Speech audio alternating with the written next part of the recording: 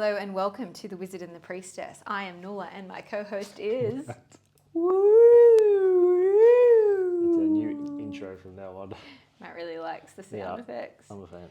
So today we're going to move straight into episode 19 and we're going to be talking about mental health. And just to touch on that, mental health, something that we don't realise, but we're all just a little bit fucked up. Just a little bit, in our own little way. Yep. Jump on in, Matt. Well, there's such a stigma and a dogmatic viewpoint about mental health.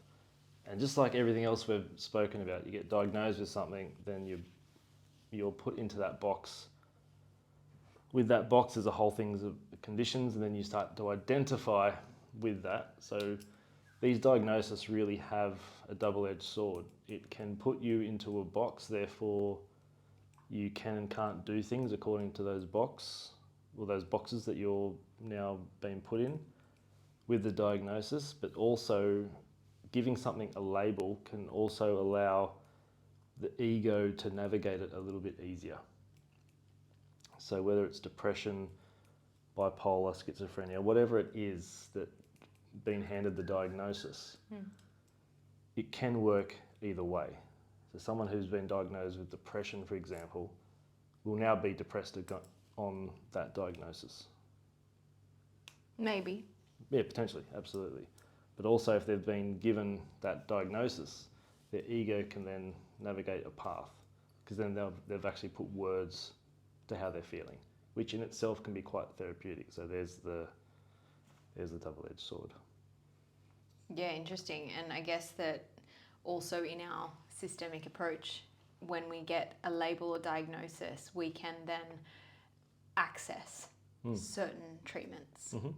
And that is, I think mental health is sort of an interesting one, because I guess, well, one of the things is when I've done a bit of psych in university, some of the aspects of that, essentially it is a theoretic framework that is as close to being out of this world and really deficient of science as it is to be in the world and very scientific.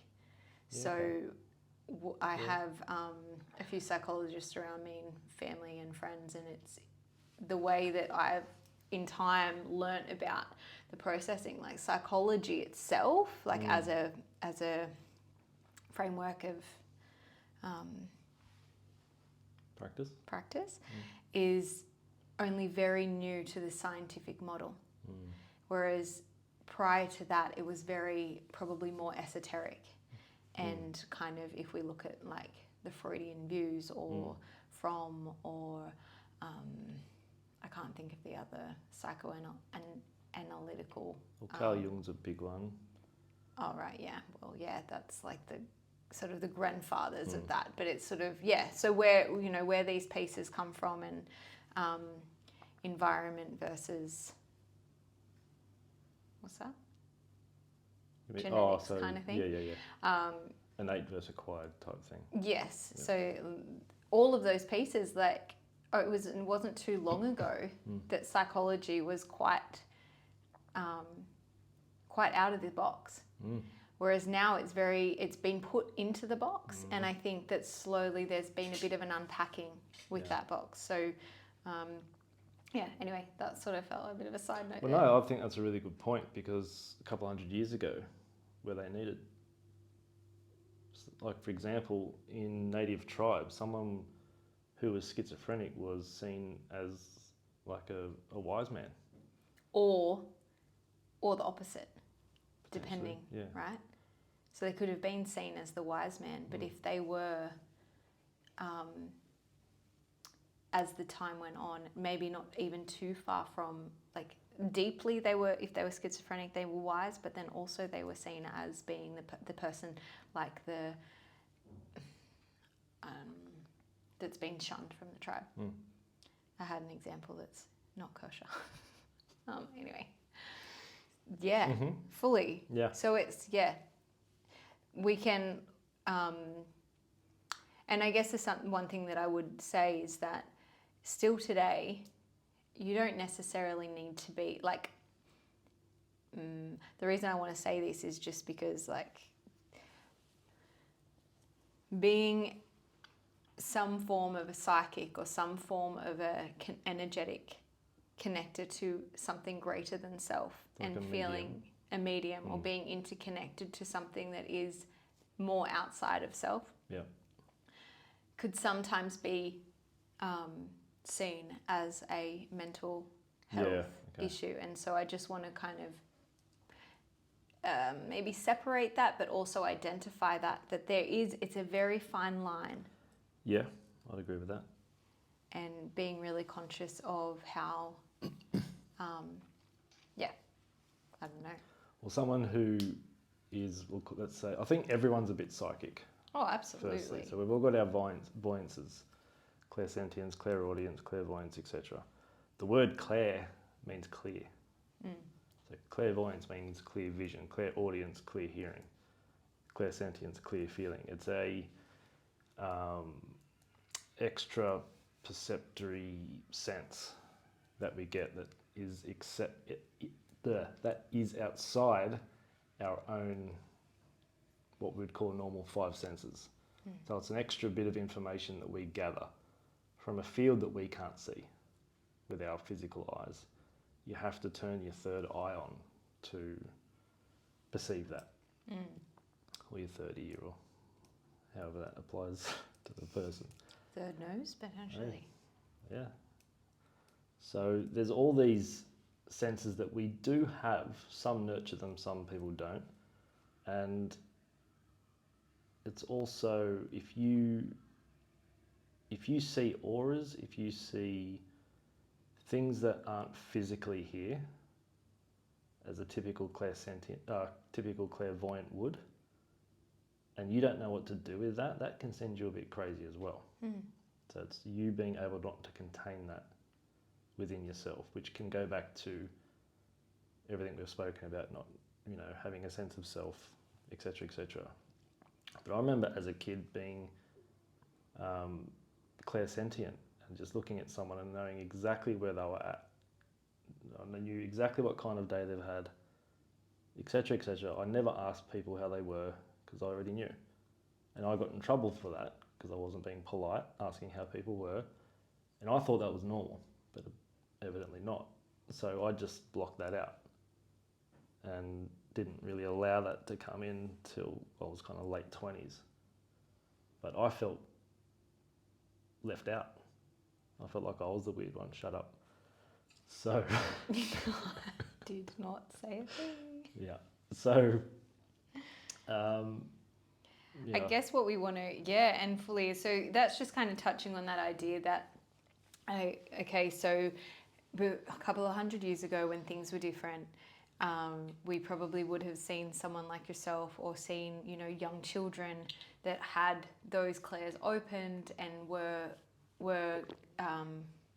expressing those, and we would have taken them in as somewhat of a gift. And I too believe today that most children have these gifts, and quickly we are kind of snapping them out of that. Yeah. And so we have a choice in that whether we want to open that space, and obviously there's aspects to this that can feel very foreign and uncomfortable for people. So it can feel a little bit like, no, that's too far beyond where I am.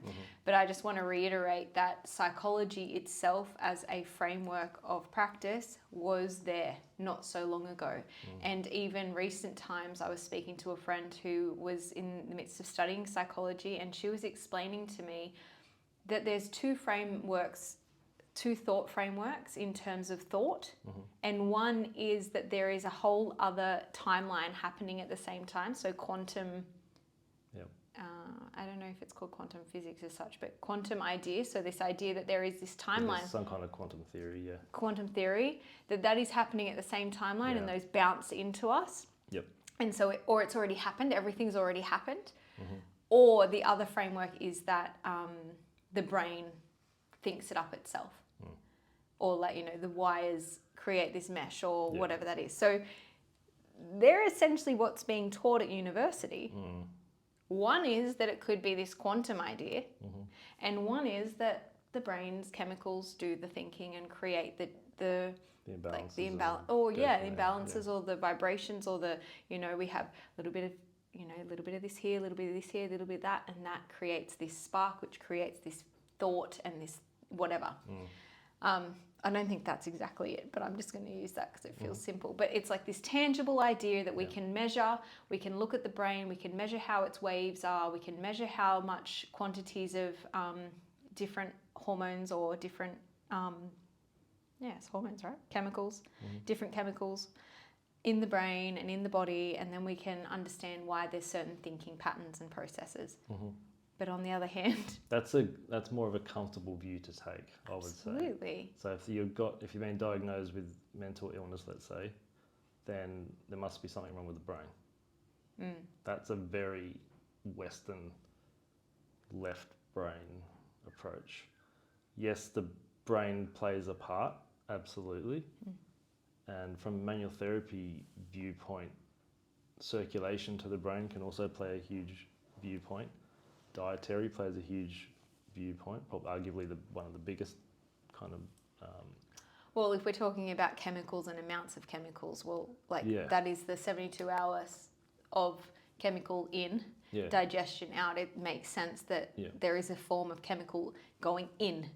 So those neurotransmitters and those neurons, those motor synapses need to be firing in a certain sequence, but there's no thought in the brain. There's only processing of information. So to the degree you can't process said information, then you can see how you get your wires crossed. So that's where that would play into it. That's where I would give it validation. But outside that,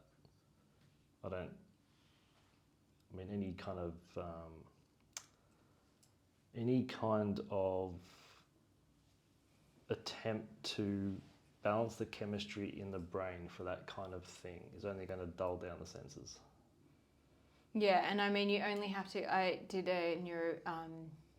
some form of neurobiology course or pharmacognosy, which essentially is like. Is that part of your degree? Yeah. Okay. And I loved my Zoran, was the best lecturer I've ever had, and he's just like as practical as it comes. But because he's so practical, he's so clear and honest, and he would talk about like, isn't it? Did he say all the time? It was the best thing, and I enjoyed every class I had with him, because he would really just be like, the medication that we're using to medicate the brain, he would say something like, we put this in here, we understand how the synapse takes it on, and then we understand how it plays out over here, and what happened in the middle, no idea. Oh, it was crazy. Where was he from? I don't know. Is that an accurate... Perfectly accurate depiction of Zoran's voice. Yeah. I actually don't know that his name's Zoran now that I say it. But anyone that went to my uni would know exactly who I'm talking about. I wonder if he's still... he was fantastic. But what I want to reiterate there is the medication, like NSAIDs and a lot of... there's another version that is sort of similar, but essentially it is blocking synapses. Essentially it stops the synapse here. We don't know what goes on in the middle, but we sort of understand what comes out at the other side. Okay. So when they're doing the studies on these drugs, there's like this, I'm going to go in a whole new world, but it's like there's a really interesting framework of research that's out there that essentially is like, well, we think this is best practice because it's been used. And so therefore that is one of the biggest things in medical practice, is that we use this drug or this functional medicine or whatever it might be because we see it as best practice. So when we do our research, we research against what is currently best practice. Whether or not that is best practice or not, we use that, and it's accepted in the scientific community that we can research against that because that is currently used and is the best practice. That's just the most familiar. Most fulfilling. That's it. Absolutely. Yeah. And when you look at the, some of the drugs that we went through, we went through a lot of the different psychotic drugs antipsychotic drugs or antidepressant drugs or whatever might be used in whatever label, anything that was going to impact the synapses of the brain, any drug that went in to kind of block them or boost them, or there was a piece in the middle of the processing that no one knows what's happening there. And they're hypothesizing what might be happening there, but they actually don't know. So they block it at one end, they see a result at the other end, and what happens in the middle is magic. And it's a bit of an indicator that when people are put onto these medications, that yes, it absolutely blocks things. So that is that feeling of when you get put onto, or they recommend, you know what, you're feeling all these feelings, you're a bit out of order. Let's just give you this medication that's going to slow down that disorder and bring you back to a little bit of balance. Yeah. But I can't really tell you what's happening. All I know is I'm blocking something, and hopefully the result is what has been shown in the research, that is you feel numb. Then you just become a statistic. Yeah. In other words, yeah. And it's sort of when, I guess for me, when I'm treating, and like I was saying this before we started today, is that nearly everything is an emotional or a mental disorder. From a holistic perspective, there is no body without the soul, without the mental, without the emotional. It is all one encompassing being. So I can't treat you, or I can absolutely just treat your physical ailment. However, I'll always be finding the emotional ailment in that too. And when you do treat the physical aspect only, you do a lot more than you think you know. So Absolutely. you're always going to have some kind of mental emotional effect. Absolutely. And I can say, look, that was something that happened fairly recently with me and my child, and I took her to a clinician, very well renowned, beautiful clinician. And we had a very out of this world experience. And I was wanting from the clinician to understand what she understood was happening. And she didn't understand. Right. And then I went to another clinician, and she explained to me from her perspective what it was that potentially happened, and how there was some form of metaphysical experience that was going on, because I felt that. And kids are tapped into that. Oh, absolutely. So much more than we are. Absolutely. So I had this, and when I had a different treatment with a different practitioner who had a little bit more of a, had a little bit more of an outside perspective. Outside the box, yeah. She was able to explain to me and express to me that actually when she treated my child, she was like, oh man, she didn't realize what she did, but she opened a portal for her. And now I had to bring her back in. And so I imagine that there's things like this happening, especially for little children who are so right brain dominant, who are so connected to the outside of themselves, who are literally, we're literally slowly gathering them together and putting them into this beautiful little box that we think is the best box for them. And we're squeezing them in, and then we're pushing them in. And when they step out of line, we gently, slowly bring them back in. And I mean, I feel like I'm quite a conscious parent, and I'm doing obviously the best I can, like every parent is doing. They're doing the best they can with what they have. But I'm absolutely not immune. I am gently curating this beautiful box for my child or children. And when I get these sort of awakening experiences where I'm like, that didn't feel right, or at least I didn't feel held in that moment. And it's not to say that that practitioner wasn't fantastic at what she did, but I didn't feel held, and I didn't know what was going on. And then when I stepped into another place and I was given another space or a second opinion, I was like, wow, that makes so much sense.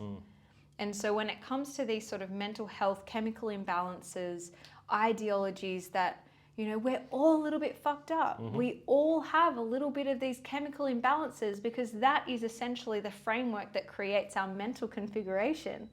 And that is my favorite word this month. But it is like, that is essentially it. And when we understand that we're all going to be a little bit, skew-if because of the layers of experience that have been passed down, that then we have the choice whether or not to go with or against in that configurative moment, which is those years of 0 to 7 years. We're literally configuring this energy. And that is setting us up for the future. And it is really interesting what actually is aligned. And I mean, you could look at, I'm not going to go there. But let's just come to, sorry, if I went there, I'd just go off on another tangent, but I just want to bring it back to that idea of mental health and fitting inside a box. We're all trying to fit inside a form of box. And that box ideally is planted from the self and heart-centered. And as a parent, I watch my kids every day, and I'm trying to be as conscious as I can to like not push them in a direction that isn't for them. Like, I want them to go to bush school. Do they really want to go to bush school? Is that really like, you know, I've read the research. I know that the literature says children outside is the best thing for a child's brain and discovery and imagination, and that feels really important for me. But I know my child's quite analytic, and I know that she likes to like deeply think. Am I supporting her? And I've got another example of that with children. So when we look at a child, I always look at their shape of their body, how they're formed, how their body moves. I'm just becoming aware of it. And if I have a child in my clinic, I'm very conscious of how the sway of their back is, how their energy stands, how tall like a tree, how solid they are, how grounded they are, and what aspects, you know, what's being configured here. And then, for example, I have a teacher that I've done a bit of work with children, and his expression is, you know, from a TCM perspective, if we see this big sway in a little child's back, it's a demonstration that there's a deficiency in the water element, which is in the kidney base. So we've got this weakness in the lower back, weakness in the lower spine. What usually that's because of is so much thinking. So we have this aspect that there's this we're taking the energy from the base, from that deep energy that's being given to them from birth or from conception. And that energy we start to tax, and we use it in their brain. And especially if they're under 7, we can tax a lot. And so then what are we doing? We're also malnourishing the bones, because the bones are interlinked to the water element and the kidney. So we're sort of creating this malnourishment in that way. And it could be that mum was just thinking a lot through pregnancy, so she already, like, the cup where she poured into the kidney channel was actually a bit deficient or depleted in that sense too, so there might have been a little bit lacking in that point as well. No pressure, but it's this idea that then understanding that, okay, so this kid was this incredible pianist. He's like 5 or 6 years old. I think he played piano, some form of instrument. But it was a really really deep thinking process that he was doing, and he was fantastic at it. No, it wasn't piano, it was chess. Anyway, he was really good at chess, he liked it. So he's using his brain, he was really analytical in that space. But then when he came in, because obviously there was other aspects, he was sort of malnourished, and he looked a little bit malnourished. He wasn't really, but he was just you could see his head was getting bigger and his back was getting more swayed. And so my teacher essentially was like, okay, well, I'm going to tonify what we would call the kidney, and I'm going to support that energy out of the brain and back into the body, so that we're actually utilizing the energy in a more formed way. In a more holistic way, so that he then has the capacity to then think again more as an adult. Now, he had the potential to be a genius, but by bringing that energy back, that potential is diminished.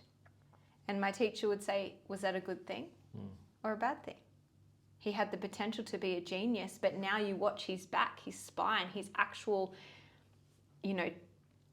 tangible body adjust with the strengthening of that kidney chi, that kidney essence. We're bringing that energy out of the brain and actually allowing himself to land into his body. He will no longer necessarily be the chess genius that he was moving towards. Now, is that his destiny? Right? It's big, but it's this very interesting idea of when we treat someone back to what we see as their balance, because it makes sense that the body should be strong like a tree. And a swayed lower back is definitely a weakening in a child from a adult too. So from this holistic perspective, we could be actually pulling you away from your genius. I think everyone's a genius in their own right. The problem with our systems, I'll just call it, is that we get given a specific information. We've got to remember certain dates, times, events, whatever. But what if you're not good at sitting still and remembering stuff? So I hated school because of that. I was not good at school whatsoever. I want to go out and do shit and get my hands dirty and whatever else. So I wasn't a very good student. I had to leave school to become a nerd. And now I enjoy the left brain aspect of it. Don't you ever. So, moving on. But it's just a bit of Yeah, but we're judged according to a specific set of rules. Yeah. And if you don't fit that rule, then you've got ADHD, or you've got this, or you've got that. Yeah. And here's a medication for that. Yeah. So. And it is really, it is a bit of a reminder of how these sort of labels and boxes can be quite helpful in some form. But it's also something from my perspective at the very least, is that you're not just that. So even if you have been diagnosed with ADD as a child, quite possibly it was because the environment wasn't conducive to the way that you were built to function. Maybe if you had a high sugar diet as well. I mean, let's just throw that in. But it's also just being conscious that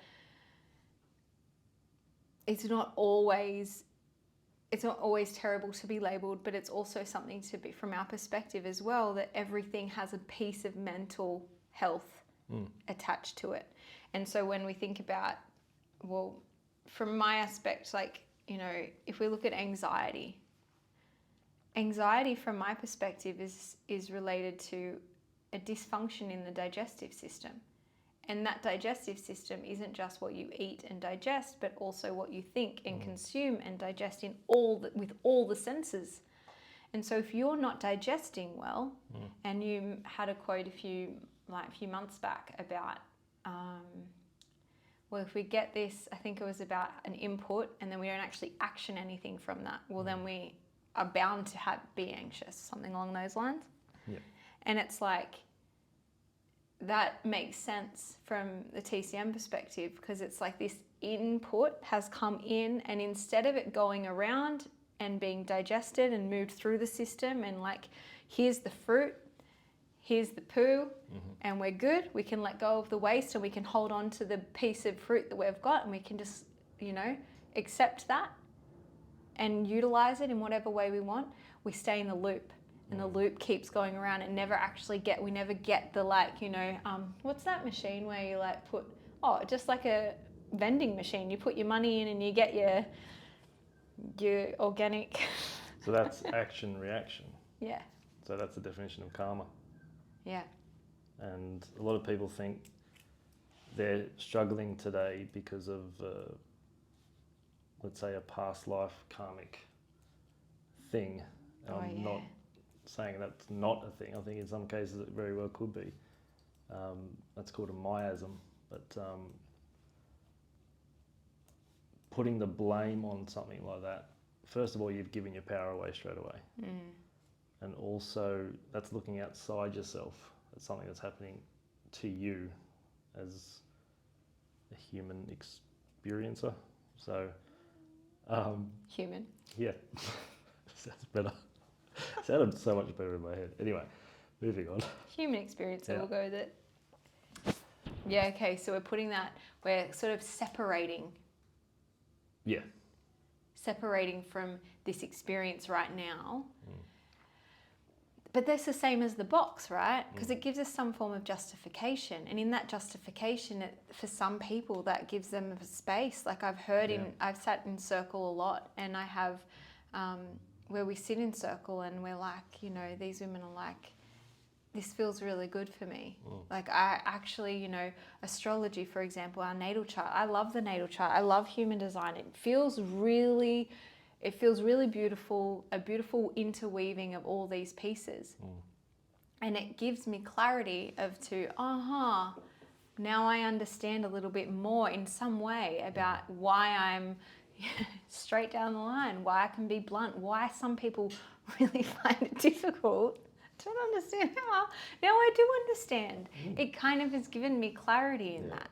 So it's given me this clarity of like, now, okay, I can rest now. I don't need to keep trying to search and seek and identify what's going on. I can rest in my own mental capacity of who I feel I am, or I can trust who I am in that. And I think that's something that I think when it comes to mental health aspects, like sometimes this these constructs or these concepts, whether that is past life myisms or it's like a label, they sometimes can give a really beautiful it gives it like its own definition. So you got something to work from now. Yeah. You've got a base point rather than you're chasing your own tail and not being able to feel your own feelings. Because with each feeling comes a thought or a bunch of thoughts, and it's really dissecting that. But if you're feeling down and they're not great thoughts, that's really hard to sit with that and make sense of it. So when it comes to that, for example, say we have someone with let's talk about sadness. So a deep sadness, whether that is through the form of grief or depression, but there's a sadness and we're stuck there. Do we see, what direction would you suggest is a good one to go? A direction, well, first of all, that's just holding on to the grief or the sadness. And there's a part of the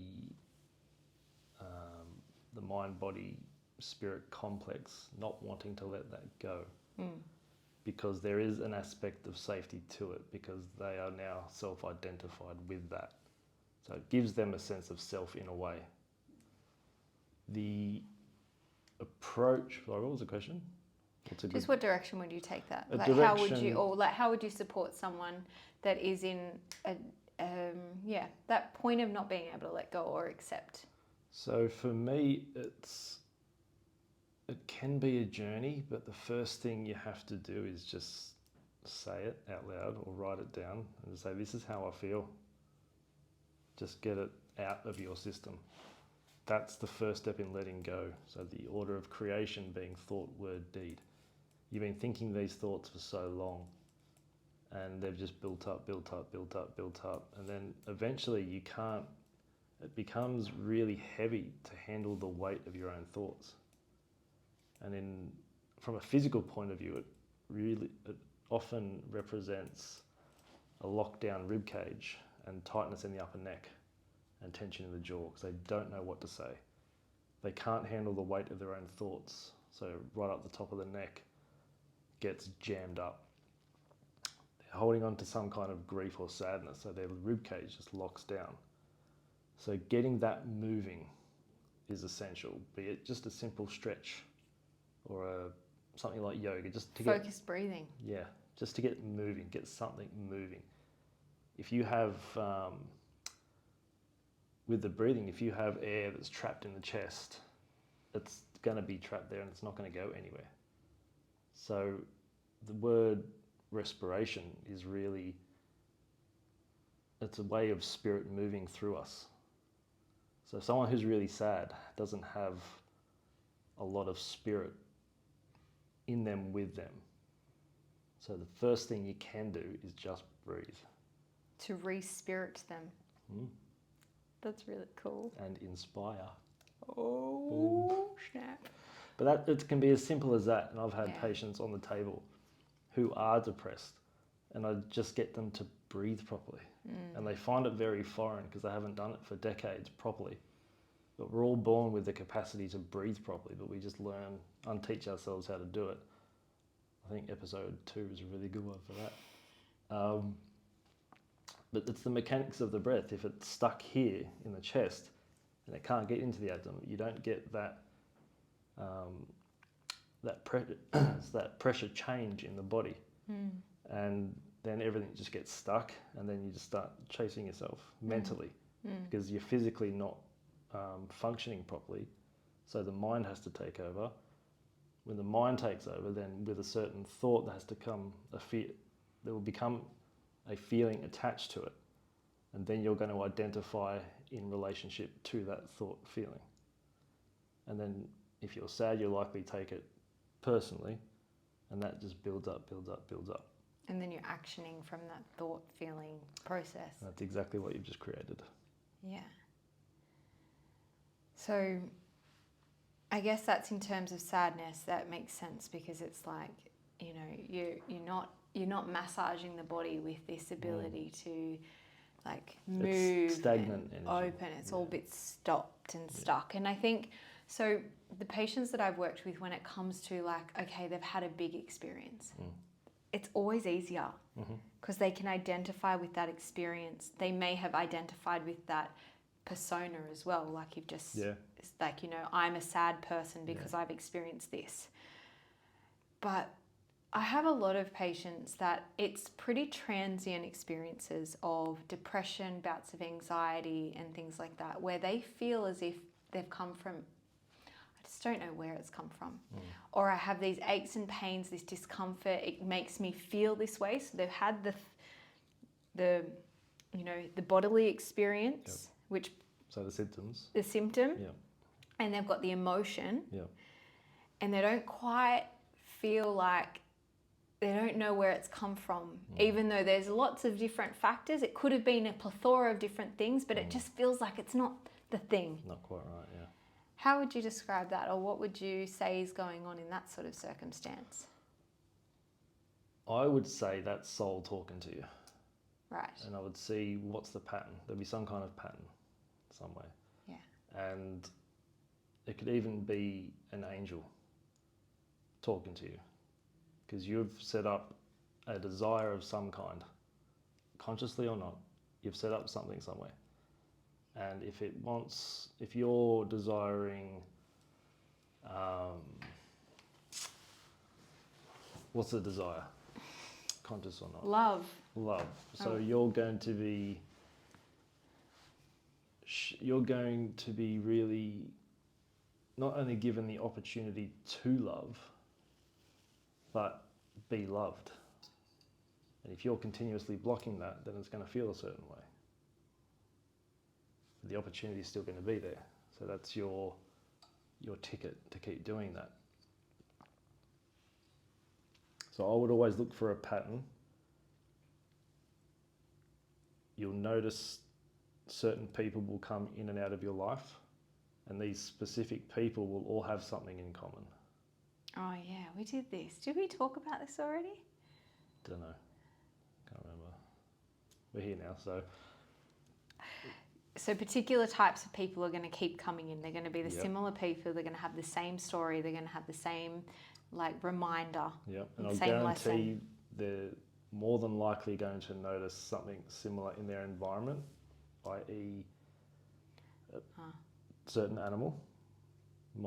They just might keep seeing a certain bird, for example.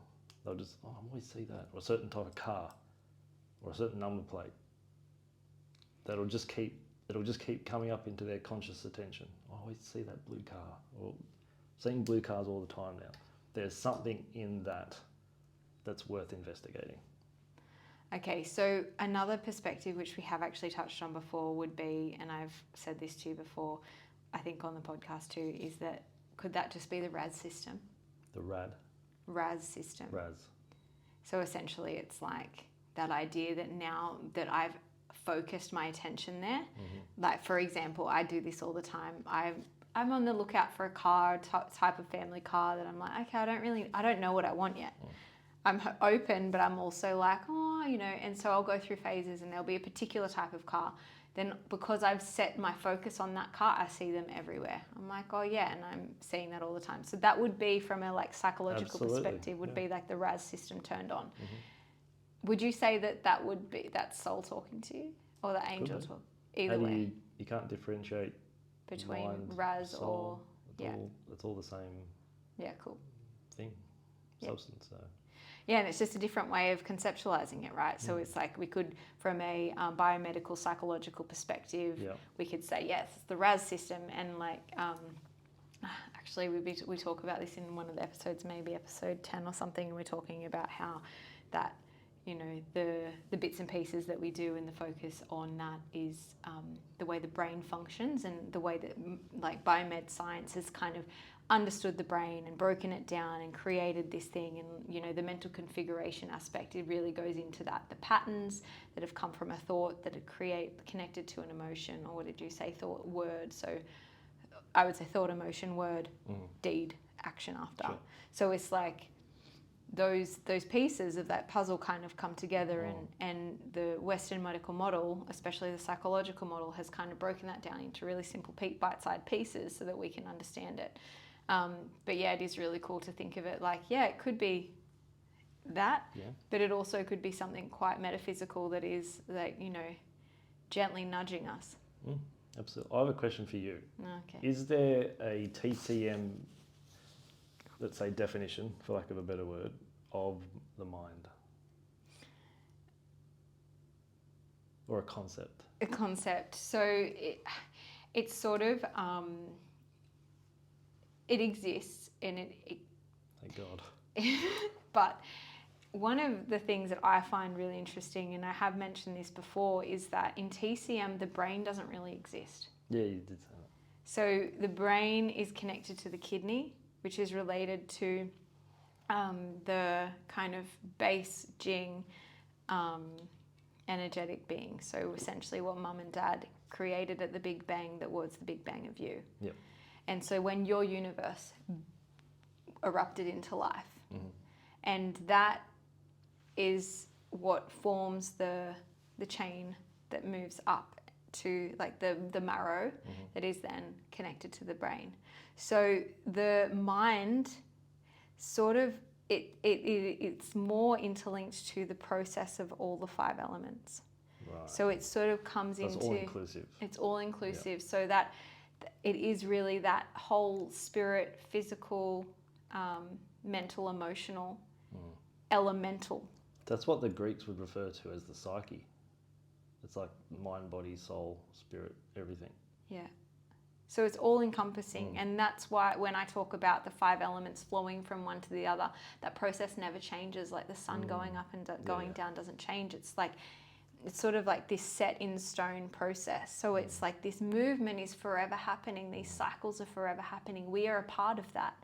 And so if you have a dysfunction somewhere, usually you have a dysfunction in more than one of those areas, because there might be a deficiency where there's an excess and we have to support the child, the mother, the grandmother in that way. But it's all encompassing.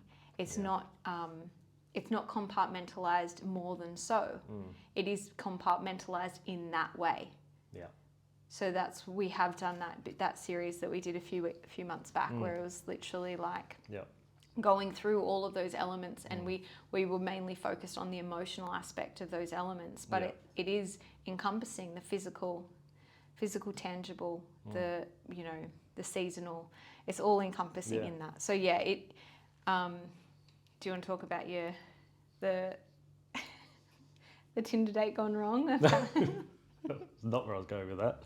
But I mean, we could touch on it again if you like. Well, but it is that, you know, from that medical left brain, well, not left brain, but that medical perspective, psychological perspective, so they have a very... Yeah.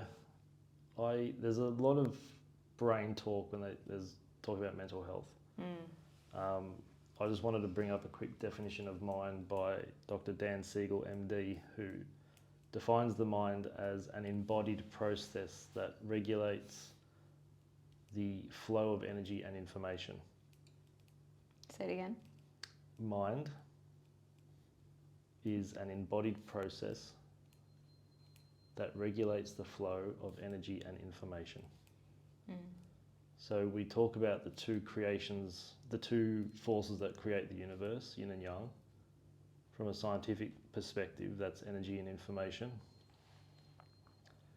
The flow of those 2 forces, we are an embodiment of those two forces. So the mind is the embodied process. In other words, you can't experience mind without a body. You can't experience body without the mind to perceive it.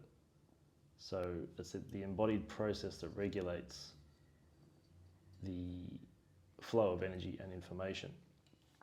So it goes back to what you were saying, how it's all encompassing. Everything is, if you want to think about it, technically the mind. Absolutely everything. So that's where I was going with that. Yeah, it's pretty cool. And I guess just touching on quickly, like there's other mental health aspects that cause a dysfunction in this environment. So for example, schizophrenia or bipolar, those sorts of aspects that would essentially be, you know, it's difficult for generally for me as a clinician to treat because it's something that